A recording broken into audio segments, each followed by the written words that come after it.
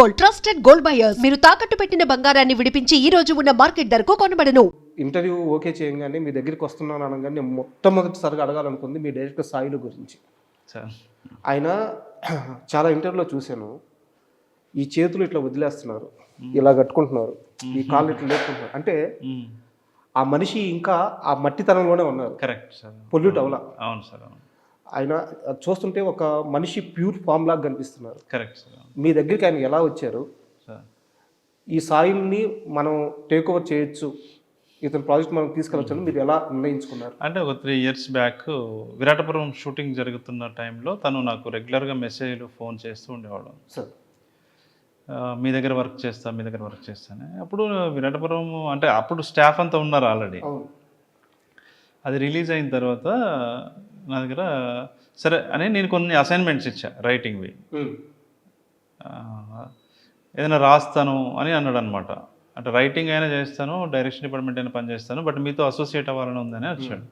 సరే నీకు కొన్ని లైన్స్ ఇచ్చి డెవలప్ చేస్తావా ఏంటి, కొన్ని సీన్స్ రాయమని చెప్పి అన్నాను. అయితే ఆయన రాసే ప్రాసెస్లో నాకు తను ఎక్కువ అర్థమయ్యాడు. ఆయన చాలా సెన్సిబుల్, హానెస్ట్ మనిషి, లోపల చాలా ఫీల్ ఉంది, ఎమోషన్ ఉంది తనకి అని అనిపించింది. వచ్చి క్లోజ్ అయిపోయినా మేము దగ్గర బాగా. ఇట్స్ లైక్ తక్కువ రోజులే రైటర్గా పనిచేసినా కూడా నా దగ్గర అంటే అప్పటికి తక్కువ రోజులే మన దగ్గరకు వచ్చి, కానీ చాలా సంవత్సరాలుగా మాతో కలిసి తిరుగుతున్న బాండింగ్ వచ్చింది. ఒకరోజు అతను అన్న నేను డైరెక్షన్ చేద్దాం అనుకుంటున్నాను అంటే, ఏంట్రా కథ ఏంటంటే ఈ ఇన్సిడెంట్ చెప్పాడు. చెప్పగానే అబ్బా ఫస్ట్ సినిమా ఇలా ఓకేనా ఏంటి అని చెప్పి కొంచెం ఆలోచించాను. మీరు అప్పటికే నిర్మాత అవ్వాలని నిర్ణయించుకున్నారు? నేను నిర్ణయించుకున్నాను కానీ అప్పుడే అవ్వాలనుకోలేదు, ఫ్యూచర్లో చేద్దాం అనుకున్నాను. బట్ ఎప్పుడైతే దాన్ని ఆ సంఘటనని కథగా మలిచాడో, అంటే అది స్టోరీ స్క్రీన్ రైటింగ్ ఫార్మేట్లోకి ఎప్పుడైతే ఆ స్టోరీని బ్లెండ్ చేశాడో, దాంతోనే ఒక కాన్ఫిడెన్స్ వచ్చింది నాకు, ఈ సినిమాని ఎట్లయినా నేను మెటీరియలైజ్ చేయాలి అని. సో అది ఫస్ట్ ఇంప్రెషన్ ఆయన మీద. ఓకే. అండ్ ఈ క్వశ్చన్ అడగడానికి కారణం ఏంటంటే సార్, రీసెంట్ ఇంటర్వ్యూలో ఆయన చూస్తే టెక్నికల్గా ఆయనకి వర్డింగ్స్ కూడా రావట్లేదు, బట్ సెన్సిబిలిటీ ఉంది, ఒక కథ రాయగల సెన్సిబిలిటీ ఉంది, స్క్రీన్ ప్లే కానీ దాని మీద ఒక సెన్సిబిలిటీ ఉంది, బట్ టెక్నికల్గా చాలా వీక్గా ఉన్నారు. అది ఆ విషయం ఆయనే చెప్పారు. సో అలాంటి ఓ వ్యక్తికి ఎలాంటి టీంని ఇచ్చారు మీరు? అంటే టెక్నికల్గా వీక్ ఏం కాదు మనోడు, ఎక్స్ప్రెస్ చేయడంలో వీకు. ఓకే. ఎవరికైనా చెప్పేటప్పుడు మంచి, అంటే ఇప్పుడు నేను మీరు ఏదైనా రైటింగ్ గురించి అడిగితే జనరల్గా ఏ ఫిలిం మేకర్ అయినా కూడా ఒక క్రిటికల్ లాంగ్వేజ్లో మాట్లాడతాం. టెక్నికల్గా మాట్లాడేటప్పుడు థీమ్ అంటాము, ఆర్క్ అంటాము, ఇంటెన్సిటీ ఇట్లాంటి ఏదో కదా, లైన్ ఆఫ్ యాక్షన్ అంటాం. అతనికి ఆ ఎక్స్ప్రెస్ చేసే విధానంలో తేడా తప్ప టెక్నికల్గా తను స్ట్రాంగే. సో మీ సైడ్ నుంచి అతనికి టెక్నికల్గా కానీ లేకుంటే వర్క్ పరంగా కానీ ఎలాంటి టీంని ఫామ్ చేసి ఇచ్చారు? అంటే నేను నితిన్ గారు ఉన్నారు, ఈటీవీ నితిన్ గారు క్రియేటివ్ హెడ్, అతను నేను ఎక్కువ క్రియేటివ్ సైడ్ చూసుకున్నాము. సో అతను కథ చెప్పినప్పుడు మాకు బాగా అందరికీ సింగిల్ సిట్టింగ్లో వాళ్ళు కూడా ఓకే చేశారు. ఓకే. జనరల్గా ఓటీటీలో కొంచెం టైం పడుతుంది, బట్ వాళ్ళు 1 సిట్టింగ్లోనే ఓకే చేశారు. అందరు కొత్త వాళ్ళే అండి, మేమేమో ఆల్రెడీ బయట ప్రూవ్ అయిన వాళ్ళని ఏమి ఇవ్వలేదు అతనికి. సినిమాటోగ్రాఫర్ 1 ఫిలిం ఓల్డ్ అయి ఉంటాడు, ఎడిటర్ కూడా 1 ఫిలిం ఓల్డ్. అందులో ఎవరైనా ఆల్రెడీ ప్రూవ్ అయిన వాళ్ళు ఎవరైనా ఉన్నారు అని అంటే నేను, అంటే తెలిసిన వాళ్ళు, జనాలకు తెలిసిన వాళ్ళు, నేను, సురేష్ బొబ్బిలి, మిట్టపల్లి సురేందర్, మేము ముగ్గురమే తెలుసు. మీది అందరు కొత్త వాళ్ళే. ప్యూర్గా డైరెక్టరే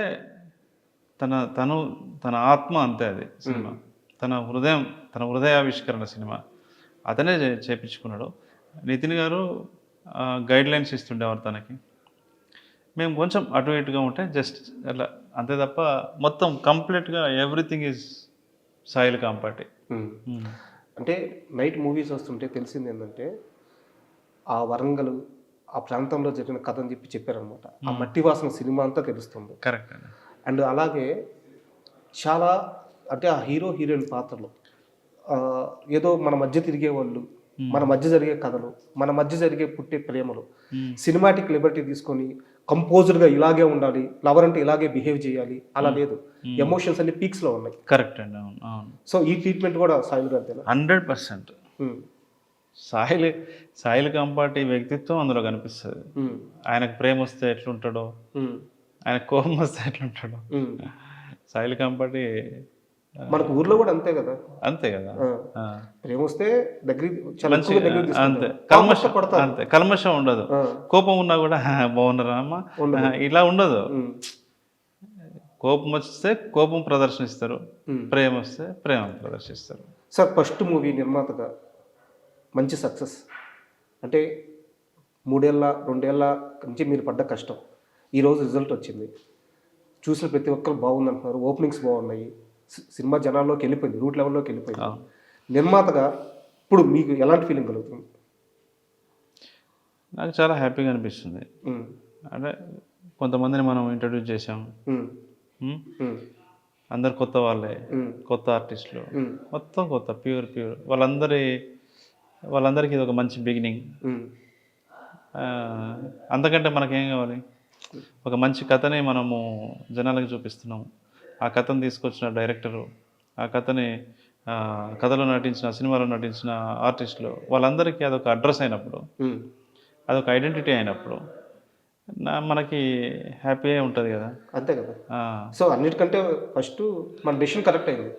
డిసిషన్ కరెక్ట్ అయింది. సో ఇప్పుడు మంచి సినిమా చేయాలి, అర్థవంతమైన సినిమా చేయాలి. ఈటీవీ విన్ వాళ్ళకి నచ్చింది, నా ఫస్ట్ సక్సెస్ అదే. ఈటీవీ విన్ వాళ్ళకి ఈ సినిమా నచ్చడమే నా first success. Second success Bunny Vasu గారు, వంశీనందిపట్ లాంటి వారు డిస్ట్రిబ్యూషన్ తీసుకోవడం సెకండ్ సక్సెస్ అంతే. అంటే this is a bonus. ETV win వరకు ప్రాజెక్ట్ ఎలా అయిందో మీరు ముందే చెప్పేశారు. బట్ బన్నీవాసు గారు, సురేష్ గారు వీళ్ళు ఎలా ఇన్వాల్వ్ అయ్యారు, ఎలా ప్రాజెక్ట్లోకి వచ్చారు? అంటే ఈటీవీ విన్తో ఆల్రెడీ వాళ్ళు లిటిల్ హార్ట్స్ చేశారు కదా. తర్వాత ఇప్పుడు ఈ సినిమా కూడా అడిగారు వాళ్ళు. అడిగితే మీరు చూడండి, చూస్తే నచ్చితే తీసుకోండి అని చెప్పి సాయి గారు హ్యాండిల్ చేశారు. అంటే ఒక స్ట్రైట్ క్వశ్చన్ అడుగుతాను. ఈరోజు థియేటర్స్లో ఈ సినిమా ఆడుతుంది, చాలా థియేటర్స్ వచ్చినాయి. అంటే ప్రైమ్ ఏరియాలో థియేటర్స్ ఉన్నాయి, రూరల్లో థియేటర్స్ వచ్చినాయి, ప్రతి ఒక్కరికి సినిమా యాక్సెస్లో ఉంది. అండ్ మీరు రేట్స్ కూడా చాలా రీజనబుల్ రేట్సే పెట్టారు, అంతా హ్యాపీ. బట్ బన్నీవాసు గారు, సురేష్ గారు కానీ లేకుండా ఉంటే ఇన్ని థియేటర్లు ఇంత ఈజీ అయ్యేదే? అంటే ఈటీవీ విన్ కంటే పెద్ద సంస్థ ఆర్గనైజేషన్ ఏం కాదు కదా. ఈటీవీ విన్ అనేదే చాలా పెద్ద నెట్వర్క్ ఉంది వాళ్ళు ఆల్రెడీ కొన్ని వందల సినిమాలు డిస్ట్రిబ్యూట్ చేసిన నెట్వర్క్ ఉంది వాళ్ళకి, ఇప్పటికీ ఉంది. మయూరి డిస్ట్రిబ్యూటర్స్, వాళ్ళతోనే అసోసియేట్ అవని ప్రొడక్షన్ హౌస్ లేదు, వాళ్ళతో అసోసియేట్ అవని డిస్ట్రిబ్యూషన్ కంపెనీ లేదు. ఈవెన్ గీతా ఆర్ట్స్ గారు కావచ్చు, లేకపోతే సురేష్ ప్రొడక్షన్స్ కావచ్చు, వీళ్ళందరూ కూడా వాళ్ళతో అసోసియేట్ అయి ఉన్నారు. అంటే మేము యాక్చువల్లీ ఈ సినిమాకి తక్కువ థియేటర్లోనే రిలీజ్ చేయాలి. ఓకే, తక్కువనే, అంటే 200-250 రిలీజ్ చేసినట్టుంది. మనం ఎక్కువ థియేటర్స్ ఉన్నాయి కదా అని ఇప్పుడు వీళ్ళు 1000 థియేటర్లు అయినా వాళ్ళు రిలీజ్ చేస్తారు. 1000 థియేటర్లు స్ప్రెడ్ అవుతారు కదా జనాలు, పల్సగా కనిపిస్తారు, ఓపెనింగ్స్ లేవనే టాక్ వస్తుంది. మనం ఇది చిన్న సినిమా, దీన్ని చూడాలని ఫస్ట్ డే చూడాలని కోరుకునే వాళ్ళు కొంచెం తక్కువ మంది ఉంటారు, ఎందుకంటే స్టార్ లేరు కాబట్టి కొంచెం లిమిట్గా ఇస్తే జనాలు ఎక్కువ వచ్చినప్పుడు మళ్ళీ పెంచుతారు అనమాట. అంటే ఈ సినిమా కానీ వాళ్ళు ఏంటంటే వాళ్ళ గ్రేట్నెస్ ఏంటంటే ఇవాళ సినిమాని బాగా ప్రేమిస్తారు వాళ్ళు. సినిమా నచ్చింది అంటే చూసి నచ్చింది అంటే వాళ్ళు డే అండ్ నైట్ నిద్రపోకుండా వాళ్ళు వర్క్ చేస్తారు. వంశీనందిపట్ గారు కానీ బన్నీవాసు గారు కానీ దీన్ని ఎలా జనాల్లోకి తీసుకెళ్ళాలి అని ప్రమోషనల్ యాక్టివిటీస్ అన్నీ బాగా చేస్తారు, ఆ నెరేటివ్ ప్రాపర్గా చేస్తారు సార్. అండ్ మీ విషయానికి వస్తే సార్, తెలుగు సినిమాకి స్క్రీన్ ప్లేలో అవార్డు కానీ ఇస్తే నోబుల్ స్థాయి అవార్డు తెచ్చుకునే వ్యక్తి కె బాలచంద్ర గారు. ఆయన అంటే మీకు ఎంత ప్రేమో చాలా సందర్భాల్లో చెప్పారు.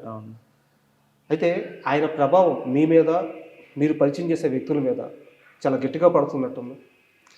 ఉందండి, నాకు చాలా ఇష్టం బాలచంద్ర సార్. అంటే నాకు ఈ సినిమాలో కూడా ఆయన టచ్ కనిపించింది. అంటే ఈ సినిమా నాది కాదు కదా, బట్ కనిపించింది చెప్తున్నా. సాయిల్ కాంపాటి కొంచెం నాకు అతనికి కొంత వేవ్ లెంత్ మ్యాచ్ అవుతుంది. వేవ్ లెంత్ కొంచెం ఉంటుంది, సింక్ ఉంటుంది, ఉండటం వల్ల అలా కనిపిస్తుండొచ్చు. బట్ సాయిల్ కాంపాటి ఒక unique style. And for more videos, Please subscribe to iDream. Please subscribe to iDream. Please subscribe iDream. And please subscribe to iDream.